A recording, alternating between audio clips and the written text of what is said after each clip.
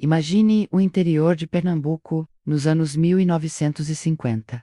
Um Brasil de poeira, silêncio e uma resistência que poucos conhecem. Longe das capitais, das notícias dos hospitais, um lugar onde a vida acontecia em um ritmo próprio e onde nascer mulher já era um desafio imenso.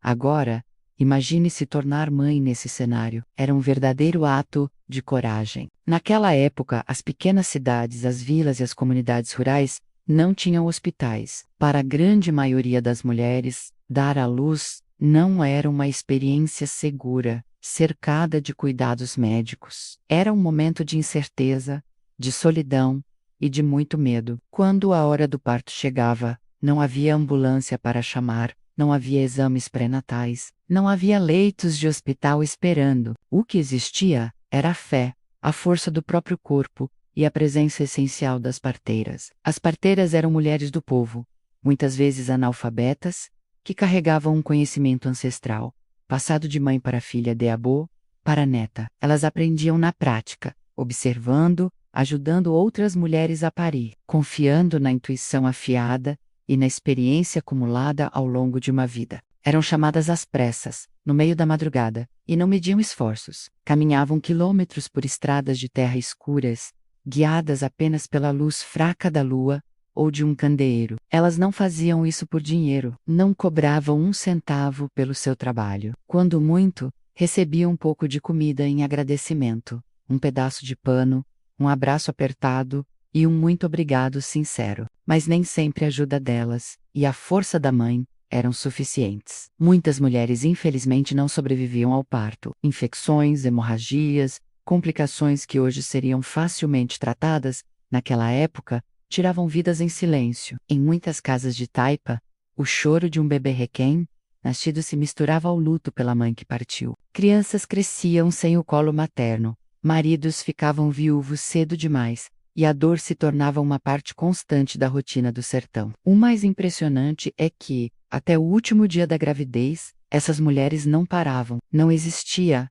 licença maternidade, não existia repouso. Grávidas, com o ventre pesado e o corpo exausto, elas continuavam na roça, trabalhando lado a lado com seus maridos, capinavam a terra, plantavam, colhiam o que podiam, enfrentando o sol forte e a seca implacável do sertão. Voltavam para casa no fim do dia com dores nas costas, com os pés inchados, e muitas vezes com pouca comida para dividir com a família. A necessidade de sobreviver falava mais alto que qualquer dor. E o trabalho não terminava e, dentro do casa, a jornada continuava. Era a mulher quem ia buscar lenha para o fogão, carregando o feixe pesado na cabeça. Era ela quem acendia o fogo, ainda de madrugada, para preparar o alimento simples do dia: feijão, farinha, talvez um pouco de milho ou mandioca. A fumaça preenchia o ambiente, ardendo nos olhos e nos pulmões, enquanto o bebê ainda se mexia dentro dela. Muitas mulheres entravam em trabalho de parto ali mesmo, na cozinha, com as mãos ainda sujas da cinza do fogão a lenha. Quando a primeira contração chegava, a dor forte, alguém corria para chamar a parteira. Não havia tempo a perder. As casas eram simples do Chobetidu, sem água encanada, sem nenhum tipo de saneamento. Um pano limpo, que alguém guardava com carinho. Uma bacia de água fervida e muita reza.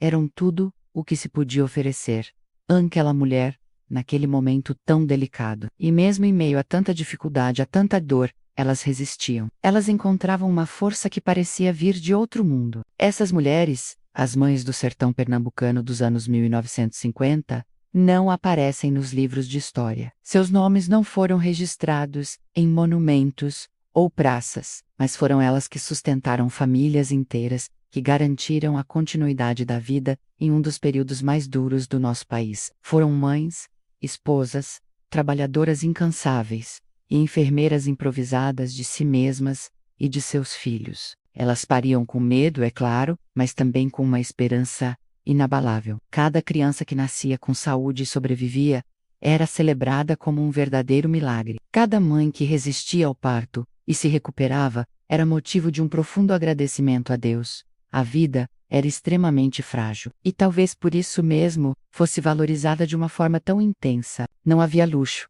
mas havia união. Não havia conforto, mas havia uma coragem que desafiava a lógica. Hoje, quando falamos sobre maternidade, sobre direitos das mulheres, sobre a importância da saúde pública, é fundamental olharmos para trás e lembrarmos dessas mulheres que vieram antes de nós. Mulheres que deram à luz sem hospital, sem médico, sem anestesia, contando apenas com a própria força, com a fé e com a ajuda preciosa de outras mulheres. Este vídeo é uma homenagem a elas, as mães anônimas do sertão, as parteiras esquecidas pela história oficial, as mulheres de Pernambuco que transformaram dor em resistência e sofrimento em vida. Se hoje temos avanços, se hoje lutamos por mais direitos e melhores condições, é porque elas suportaram o que parecia insuportável. A história delas é a nossa história, e ela jamais deveria ser esquecida. Obrigado por assistir. Se você se emocionou com essa história,